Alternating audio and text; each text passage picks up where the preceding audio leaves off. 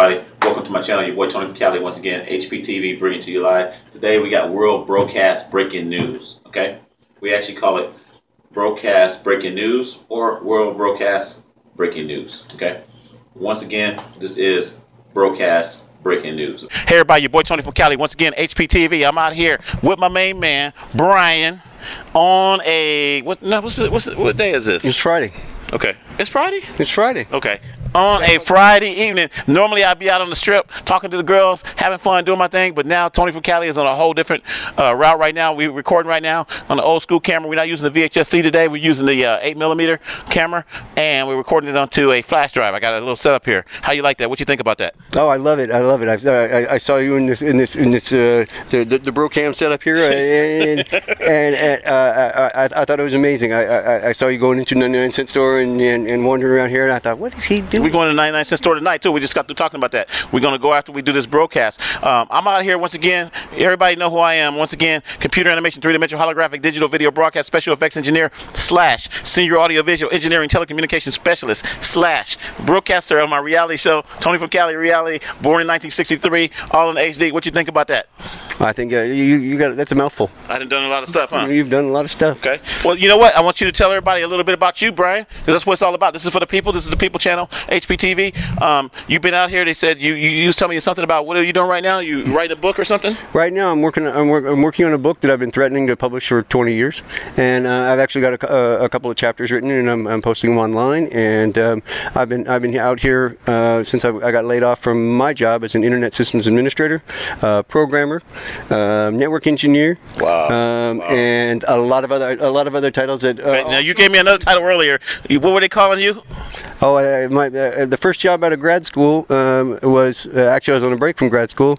Was working for Earthlink when they first started out back in '95 or so, and my title there was Web Overlord. Wow, that's deep. That's deep. Yeah, well, I mean, you had to be doing some stuff to be web overlord. Tell everybody what you had to do in order to do that kind of stuff. Well, if you had an account at Earthlink back in the mid '90s, if you had a personal account, or if you had a business account, or whatever, and you wanted a website, then you'd be on one of the web servers. Okay. And so all those sites had to be, and all the machines that ran those sites had to be set up by somebody and had to be maintained by somebody. So you ran those machines. I ran those machines. So you have the webmaster. Your webmaster takes care of the site and the contents of the site, make sure there's no broken links or anything like that. Okay. But if you wanted to make sure that your site was actually up and visible to the public, well, that was my job. This was big time. And just to elaborate a little bit, kind of give people an idea, you know, we was talking about money and stuff. How much money you made back in those days? Well, I started at Earthlink. When I walked in, I just walked in off the streets. I needed an account, and they said we're hiring, and I didn't know. I was, like I said, I was on a break from grad school. I said, oh, $30,000 a year sounds good. Okay. And within within a few month period, well, actually by the end of the first year, I should say, I was making more like $70,000 a year. But working enough hours, I mean, we were growing so fast that that probably still wasn't enough. Yeah. For the amount of time and effort that you were putting into it, and actually when I got laid off, I was down in Rancho Cucamonga, and the company laid me off on 1/3/13. Okay. 13/13. Yeah. You remember when it? I remember that day too well. I was between that job and some consulting that I was doing on the side, I was making 6 figures. 6 figures, you know what I'm saying? I didn't even ever read my lips, read my big black lips. Never ever made 6 figures in my life. But this is a man, like I said, who made 6 figures. He's out here, he's writing a book right now. You know, you tell people your situation right now and how you can help them a little bit. Well, my situation is, I'd like to say it was unique. I like to think I'm unique, but it's not. It's not all that unique in that you know, I found myself after being laid off, I was burnt out and went through the unemployment, went through the retirement, went through all that, and slowly but surely over the years I found myself homeless. Okay. And so that's what the focus of the book is. For those who know the original that I'm sort of paying homage to, not stealing from, but paying homage, was Fear and Loathing in Las Vegas, by Hunter S. Thompson. And if you've seen the movie, you know, with Johnny Depp, it was a very popular movie not long ago.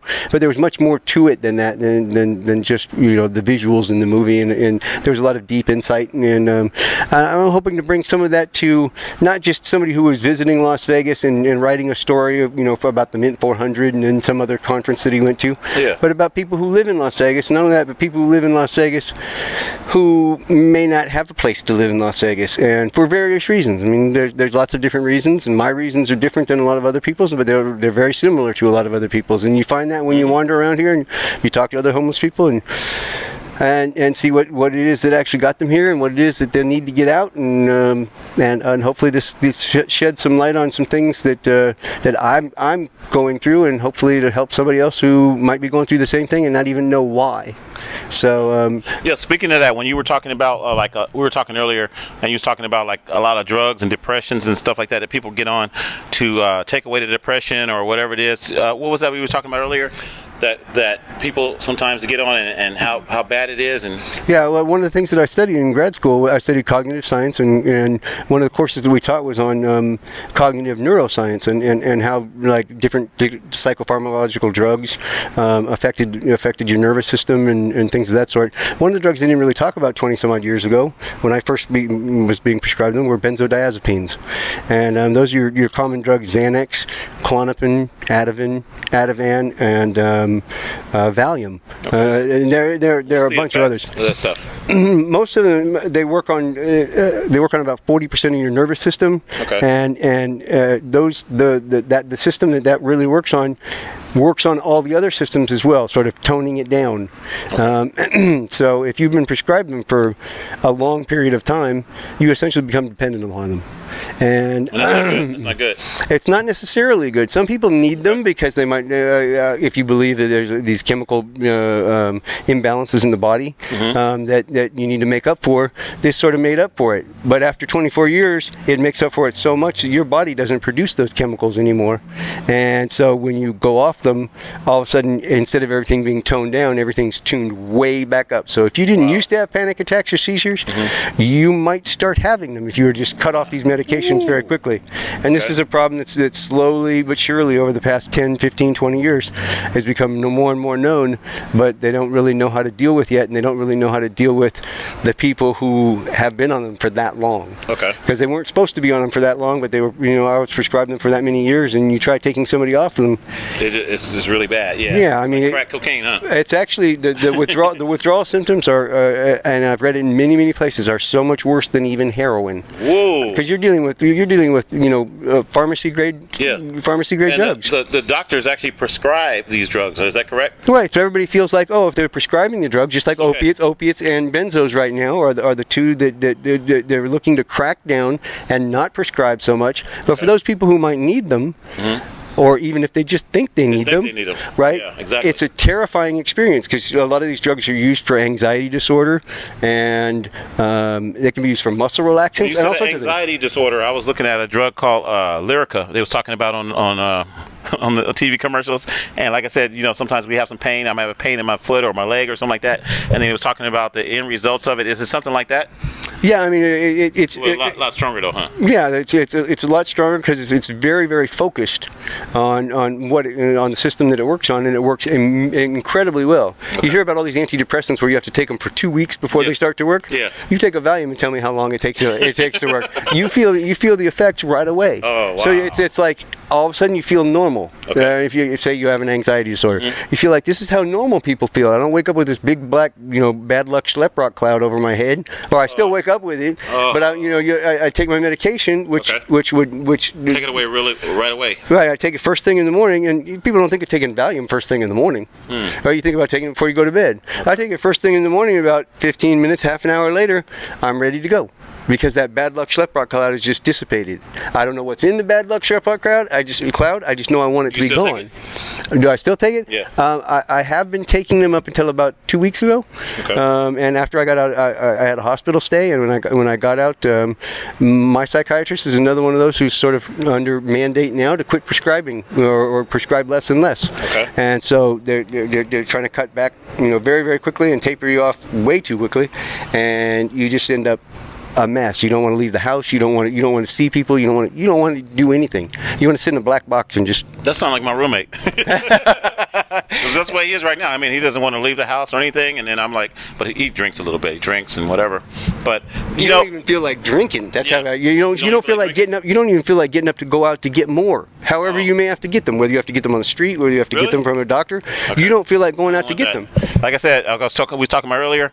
I'm gonna go get a 99-cent store, and I'll be getting my little chicken. And we was talking about some cans of ravioli and stuff like that. I'm gonna be some ravioli and some spaghettios and stuff like that, and some salad and cookies. Definitely the cookies. Gotta have the You gotta cookies. have some cookies Milk. and some cookies and milk. Oh yeah, I don't know if I want to get no more milk. My roommate, he drank up my milk last week, man. And they don't have the dollar. They don't have the dollar quart milk in there at the They moment. don't have that dollar quart milk. I know, it's really He already depressing. knows. He already knows. But like I said, folks, like I said, this is about helping people TV. My man Brian, thank you, man. He come over here and he's helping us out a lot.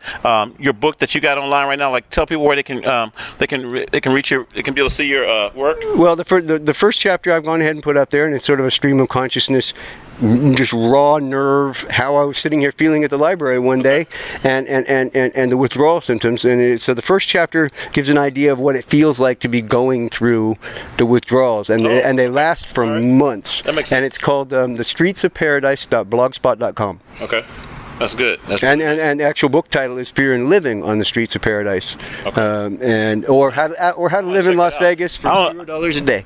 Okay, I'm gonna check that out. I was gonna say I don't do that much reading or anything because I'm always running to work on the broadcaster. You guys see how I am right now. Say working on the broadcaster, doing my thing. I don't do that much reading, but I do read a lot of technical stuff. And I just want to tell everybody right now, like people looking at me, I'll let them know about my situation. The homeless situation, we're up and down. We all out here on the streets. We're all kind of, we don't know what our next day is going to be, where we're going to be living, that type of thing sometimes. And I still got to be positive. I was talking to another guy earlier, and I'm not gonna say his name, but he was saying that, hey Tony, you seem like you don't need anything. You're happy, and I am. I just want to tell everybody I'm happier than I've ever been in my life because I don't have all the materialistic things. I don't have the worries. I don't have the stress. I'm not thinking about my cars and my homes. I used to have 3 cars, and I used to have a home. And I used to have to pay all this money, and now I have less. How do you say it? It's all gone. Yeah, I mean, once you learn to let that go, well, then you become a Buddhist. Hey, when you're good. He's been doing meditating. He's been doing Buddhism. Tell everybody about that. Go ahead. Actually, when I went Hey, to, you hold my mic for a minute. I'm gonna reposition I'm not my a camera. professional broadcaster That's all right. Come on over here, right there. I'm just gonna bring this down a little bit. I gotta get my mic in the shot. My mic ain't even in the shot. Hold my mic. oh, here you go. You get the mic in there. TV. Gotta get the brand in Gotcha. there. I forgot what the question was. You said something about you gotta be a Buddhism, you gotta meditate or something like that. Tell everybody about it. I became involved in Buddhism after coming out of a rehab 3 or 4 years ago. No, now it's 5 years ago, and I became involved with Against the Stream Buddhist Meditation Society in Los Angeles. Okay. And the founder of that had written the book Dharma Punks and a couple other books, and it was Buddhism for punks instead of Buddhism for hippies, and he was sort of rebelling against his parents who were they were hippies, and he was rebelling against his parents and all sorts of other things. And I won't tell his story. Right. I just tell mine that as I was introduced to this through a center in Riverside, and the first day that I was out of that center, I went to go meditate in San Diego, in Santa Monica, and I just felt like I was at home. And I mean, I started reading about the Four Noble Truths and the Eightfold Path, and it was just like I've been living this, and I didn't know what it had a name. And so it really resonated with me. It's really helped me. I'm not saying it helps everybody. It's going to help everybody in the same ways, but they're finding out that it's helping people in many, many different ways. What did you actually do? So you just you did a lot of meditation stuff? Did a lot of meditation, did some retreats, did a 3-day silent retreat, a 7-day silent retreat out in Joshua Tree. You don't talk to nobody? You don't talk to anybody. There's no eye contact. You see, I talk to everybody. Boom. Hey, I don't know if I can handle that.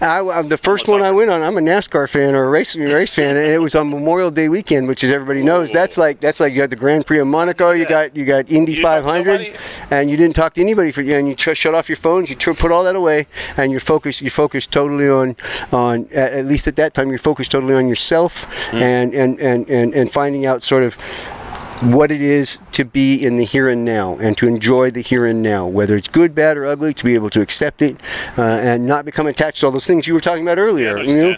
Actually, you know, that reminds me of myself because I'm a technology type person. And I go home and, like I said, I'm with my place I'm staying at right now, a roommate. I go there. It's not my home, but I go there and I kind of get into that zone. Sometimes I'm watching the news or I'm editing or whatever. But at the same time, there's sometimes when I went home and I turned off everything, no computer, no nothing. I just, like, even tonight, I might go home after I eat my chicken because my chicken be getting me high. I go home and eat the chicken and drink my great drink or whatever I got, and then I go in there and I just relax. I say I don't even want the computer on. I want nothing on. Right. And then I go into that mode of, like you said, kind of meditating, kind of relaxing. I do a lot of praying. I'm keeping it keep it real. I pray and I believe certain things are going to happen when they happen, but at the same time, I don't put my trust in man anymore. I used to get mad at other people and stuff like that. Hey, he owes me this person owes me that, this person owes me that. It's not about that. No one owes me anything, and it's one of those things where life is, you know, I'm 53 years old. How old are you? I'm going to turn 51 in a couple of weeks. You're 51, you're looking good, man. I wouldn't know you're 51. You don't look 51. It's the homeless life. It's not really rejuvenating, but it definitely gets you out and moving about. I'm 53, but like I said tonight I might go home and I might do exactly what you said. But I go and I kind of meditate and I kind of like I pray, and then at the same time I'm like, you know what? I'm alive. Yeah. I'm alive. You know, I got some food in my stomach, okay? I just got to eat some cookies and milk or whatever it was. Yeah. The chicken, cookies and milk, grape soda, all that. And then I said, what am I stressing on? I can't stress on things I don't have no control over. I can't stress on what this guy has next door to me. I can't my coworkers, what kind of cars they have. I can't stress on those things. I can only do what I can do. Right. So I'm like relaxing in my bed, butt naked. No, I'm giving y'all too much information. But I'm just an image I'll have to try and get rid of tonight. I'm just relaxing in my bed, just chilling. And I mean, that's the thing that I tell people sometimes. You got to look at what you're able to do. Like you said, your retreat, it reminds me of that because you went to your retreat and like you said, you go there and you had no phone and you couldn't talk to nobody or whatever. You don't look at each other. You don't. I mean, there are certain periods where you're in class for part of the day, or you're learning to this type of meditation, or walking meditation, or eating meditation, and it's just the meditation that at least they practice there. And I don't want to pretend like I'm an expert on any of this. Now, but when you're doing the meditation, did you have to take any medication when you were doing the meditation? I was taking my medication at the time. Still took it? Yeah, I was still taking my medication. They recommend not necessarily just cutting it off no matter what. Okay. And especially on these retreats because they're very hard on people who are very used to social interaction. Oh. And we actually had someone, I remember, I believe, you'd have people who were just driven nuts by the idea that nobody was looking at them, nobody was paying attention to them. And I even though I was going through it and not paying attention to others and paying attention to just being in the moment, being in the here and now, and enjoying the here and now, or figuring out what it is. That's what I kind of feel right now. Yeah. Same thing. Like I said, everything is just random for me. I'm gonna tell you this real quick. I came to this library. How long have I been here at this library? Well, we've been here since 6 o'clock. I got here about 5. You got here, I believe, right as they were closing. It was right around 6 when it closed, huh? Because the guy told me 10 minutes, they were closing. I didn't know it was closing at 6 o'clock today because it's Friday. Right. So I got here at the library. I was going to post a couple of videos. You're not going to get these videos to the next couple of days. I'm just keeping it real. Maybe tomorrow, because once again, this is broadcast news, and I didn't tell you that. This is called World Broadcast News too. So it's Hptv, but it's World Broadcast News because this is breaking news. World Broadcast breaking news. So with the World Broadcast breaking news, you're not going to get my stuff right away. You're going to get it tomorrow or the next day. What's today's date? Today is the 9th. Okay. Today is the 9th. You're going to get it on the 10th, or maybe. You might get it on the 11th. You might get it a week from now. It don't matter. Because it's broadcast breaking news. We're not trying to get it to you on time. We just get it to you, and you just need to check it out. But the content is about the here and now. Here and now. Right. But the here and now thing, this is what I want to say. I got sidetracked. I'm sorry, folks. This guy get me excited. This guy got me excited on here. I'm telling you, because I don't even get to talk to people all the time. And thank you, man. I still got to thank you for being on the show. Yeah. The thing of it is that I came here about 10 minutes to 6 o'clock, and I'm still here. And I'm gonna get my flip phone right now. You see what time it is? Oh, you got the time? Yeah, it's 9 o'clock now. It's 9 o'clock. So we've been out here with 3 hours, right? We've been out here 3 hours, just talking. And that's the life that right there gives me more joy than having to go and get drugs or doing something else or worrying about what I gotta buy or cameras or having something or partying. This is a Friday night. Yeah, on a Friday night, yeah, I could be out there with a lot of girls. I could be doing a whole lot of different things on the strip. Remember the other guy was talking about, we kept on saying, we need to be on the strip. We don't need to be on the strip. We need to be making money. No, making money, yeah. We don't need to be on the strip right now. I could be on the strip, but I could also get shot in the head on the strip. Yeah. They was doing some shootings the other day. They shot some people on the strip. They've been shooting everywhere. So sometimes it's not about being in a certain place just to get money. So that's what I want to put out there. Everybody's trying to get money. It's not about money all the time. Sometimes it's about finding out, getting information from other people, learning from this guy right here, learning from Brian. Brian's been out here. He was a system administrator. He was a, say that title again? Web overlord. He was a web overlord, okay? Making 6 figures. He's done a lot of stuff. He worked with Earthlink. He's done this. He's done that. He's writing a book right now. These are the things that people don't know, and that's why Tony from Cali Reality, old school TV, well, I ain't gonna say old school TV. We're not old school TV anymore. Hptv, Helping People TV, we're out here to help people, and we're out here to learn as well. I'm learning from you. Oh yeah, I've been learning from you. This thing's a technological marvel. I'm learning from you because I seen you sitting over here. I would have never known these things if I wouldn't have said, hey, let's talk. You know, you started telling me about what you did and writing the books and everything, and then these guys over here was talking about what they did, and that's what life is really about. It's about communication. We don't have communication anymore because everybody's on their smartphone. Okay, yeah. Everybody's on their smartphone. When you get on the bus, everybody's just they're thumbing through their smartphone. Nobody wants to talk. Nobody wants to ask questions. Nobody wants to know what this guy has done. Nobody wants to know where he's been. Nobody knows that he's done all this stuff. This guy could come in here and run this whole library. He could run this whole library, okay? But nobody knows that. Yeah, you could. I would like to think so, but you was a web overlord, man. You was a web overlord. You could run everything in here. So the thing about it, that's special power. And he knows computers. He knows computers. He got his phone over here. He's got a smartphone. I got USBs on here. He's charging up his smartphone right now. That's cool. You still charging it up? I believe it's still up on top there. He's charging up the smartphone. We out here at the Whiney Library. We're gonna get ready and get off here, but I just want to say, sometimes you never know who you're gonna meet. I've met the most interesting people since I've been out here on the street, and that's what gives me energy. That's why I feel good. Okay? And even the people that maybe have not done a whole lot, don't put yourself down. It's not about what you haven't done. I'm getting ready to go get another job this week. I can't even tell you what my job is. I want to tell you so bad. I'm getting ready to get a different job doing something completely more incredible than I've ever done, and I'm going to be talking to people. I'm going to be out there. I'm going to be working in a technical environment. I'm going to be making more money than I've ever made, but it's not even about the money, because I'm probably going to give a lot of it away. Most of it is just about communicating, being out there. You know, I got a little foundation that's cool and everything, but I'm not letting my foundation take over me. Right. You see what I'm saying? Living life, living the experience. I'm living life. I say, you know what, I might want to travel. I might want to go here. I might want to go there. I might want to talk to these people. I might want to, instead of buying a new car or buying the biggest house, I might need to travel. Me and Brian might be out here being some I was gonna say warlords. What was it called? Overlords. We might be some overlords out here, just boom, setting up networks and stuff, or doing something. You never know. But I'm saying you never know who you're gonna meet. So this is what this is all about, everybody. Helping People TV. Hopefully, Brian, you told a lot of people about the little things that they probably already going through. Things I've already went through. I was homeless. I was out on the street. You know, I've been through that. You've seen some of my videos. You've seen my documentary I just did. I just did a little small documentary just giving you a little insight. But like I said, I had over 100 cameras. I had 3 or 4 rooms full of equipment. I had a 3-bedroom house. Okay, 3-bedroom house, 3 bathrooms, all this to myself. Cars, women. Yeah, I'm keeping it real. I had women.